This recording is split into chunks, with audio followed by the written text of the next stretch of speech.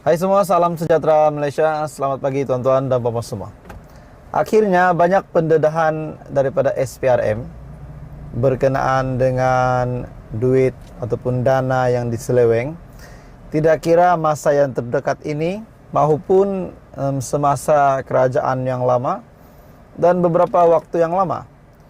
Namun saudara-saudara semua, satu pendedahan daripada SPRM hari ini yang bagi saya ini pasti mengejutkan seluruh ahli politik di Malaysia. Dan yang pasti tergempar adalah pemimpin-pemimpin di dalam Perikatan Nasional. Akhirnya SPRM membuat satu pendedahan akan menyiasat bekas Perdana Menteri menantu berkaitan kontrak kerajaan. Suruhanjaya Pencegahan Rasuah Malaysia sedang menyiasat seorang bekas Perdana Menteri dan menantunya berhubung kontrak kerajaan. Sumber SPRM juga dilaporkan berkata, siasatan tersebut tertumpu kepada kemungkinan salah guna kuasa yang berlaku dalam pemberian kontrak bagi projek sistem imigresen bersepadu nasional. Saudara-saudara semua, setelah SPRM mengeluarkan kenyataan bahawa akan menyiasat bekas Perdana Menteri menantu berkaitan kontrak kerajaan. Siapakah bekas Perdana Menteri ini persoalannya dan siapakah identiti menantu itu? Terdapat maklumat yang menyatakan sebuah projek yang sedang dibangunkan untuk menggantikan mekanisme pendaftaran pekerja asing sedia ada oleh Jabatan Imigresen menjelang tahun 2025 untuk projek adalah projek yang bermasalah. Semakan ke laman web, jawatan itu juga menunjukkan pasukan projek khas NIISE dipertanggungjawabkan kepada seorang pegawai tadbir dan diplomatik yaitu Ruslan Atan. Dalam pada itu SPRM mungkin akan memanggil anggota kanan pentadbiran terdahulu sebagai sebahagian daripada siasatannya. Kata kuncinya di sini yang saya lihat, saudara-saudara, SPRM akan memanggil anggota kanan pentadbiran terdahulu.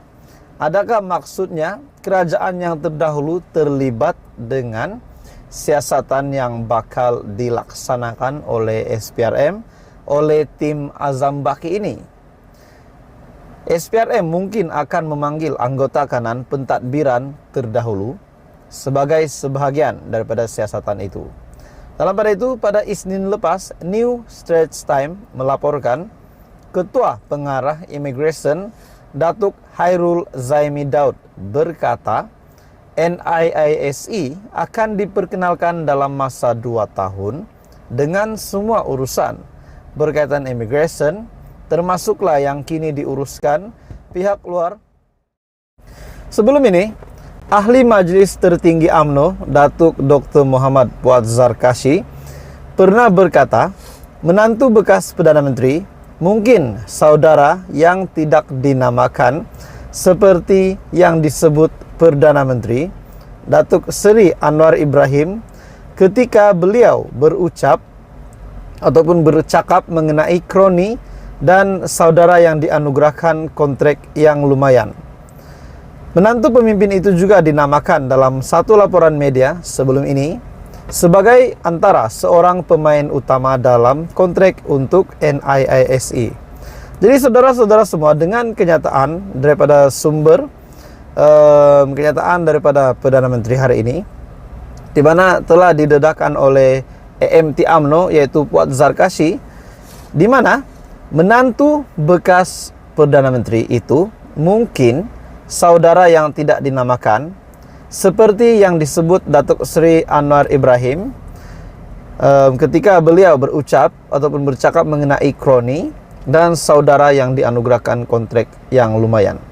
Mungkinkah individu ataupun identiti bekas Perdana Menteri dan menantu ini seperti yang tular di media sosial, yaitu Muhyiddin Yassin dan menantunya? Oke saudara-saudara semua, apapun kita menantikan keputusan terkini, perkembangan terkini daripada SPRM. Teruskan bersama di dalam channel ini. Jangan lupa tekan butang like, share, dan subscribe. Salam sejahtera Malaysia. Tuan-tuan dan bapak semua, hampir setiap hari kita mendengar pendedahan perkembangan terkini daripada SPRM. Satu pendedahan yang sudah pasti, bukan pendedahan tapi tindakan yang memang sudah dilaksana pun oleh SPRM adalah pembekuan Parti Bersatu. Dan pada akhirnya pendedahan demi pendedahan. Dan yang lucunya saudara-saudara, banyak pula gelaran yang telah diberikan oleh perasua-perasua di Malaysia. Baru-baru ini gelaran yang telah diberikan adalah jerung. Kemarin pula saudara-saudara, ada pula pendedahan daripada SPRM yaitu buaya pula. Jadi SPRM setelah Datuk Seri Anwar Ibrahim menjadi Perdana Menteri, kita dapat lihat SPRM mula sibuk dengan kerja menangkap buaya, menangkap jerung, ikan pirana, toyol pencuri, dan sebagainya. Dan pada akhirnya saudara-saudara semua, setelah akaun Bersatu dibekukan, kebanyakan pemimpin daripada Bersatu, daripada Perikatan Nasional memang tidak puas hati. Bahkan Muhyiddin sendiri pun tak puas hati dengan pembekuan akaun Bersatu. Dan pada akhirnya Wan Saiful Wanjan telah membuat satu lagi kenyataan, di mana SPRM perlu menyiasat semua parti. Ketua Penerangan Parti Pribumi Bersatu Malaysia ataupun PPBM ataupun Bersatu, Datuk Wan Saiful Wanjan, membayangkan wujud satu dakwaan terpilih berhubung pembekuan akaun Parti Bersatu oleh SPRM. Beliau yang juga ahli parlimen Gelugor mempersoalkan, sekiranya siasatan itu adil, mengapa parti-parti lain yang mempunyai rekod kurang bersih tidak disiasat? Adakah dengan kenyataan daripada Wan Saiful Wanjan ini, beliau mahu akaun PH dibekukan, PKR DAP, akaun BN UMNO dibekukan, seperti yang pernah dilakukan oleh Mahathir dan Muhyiddin sebelum ini kepada UMNO? Jika mahu melihat politik wang, dihapuskan. Dan itulah matlamat kita. Semua parti perlu disiasat dengan adil. Jadi apa yang berlaku sekarang, seolah-olah ada penyiasatan terpilih kepada Bersatu yang masuk bertanding berbelas-belas parti, siasatlah semuanya. Oke saudara-saudara, menurut kenyataan daripada Wan Saiful Wanjan ini, seperti yang kita tahu, sejak pilihan raya umum ke-15 selesai, kita dapat lihat bahwa banyak tuduhan, banyak tomahan yang dilemparkan kepada Perikatan Nasional, khususnya PAS dan Bersatu. Berkaitan dengan seleweng dana, berkaitan dengan sogokan wang, pemberian rasuah kepada pengundi muda, dan sebagainya. Dan akhirnya, setelah tuduhan ini banyak dilemparkan kepada Perikatan Nasional, parti-parti dalam PN, akhirnya SPRM bertindak membekukan akaun. Dan sudah pasti Wan Saiful Wanjan sebagai pemimpin di dalam Bersatu tak puas hati dan mahu pula akaun-akaun parti yang lain pun turut sama dibekukan.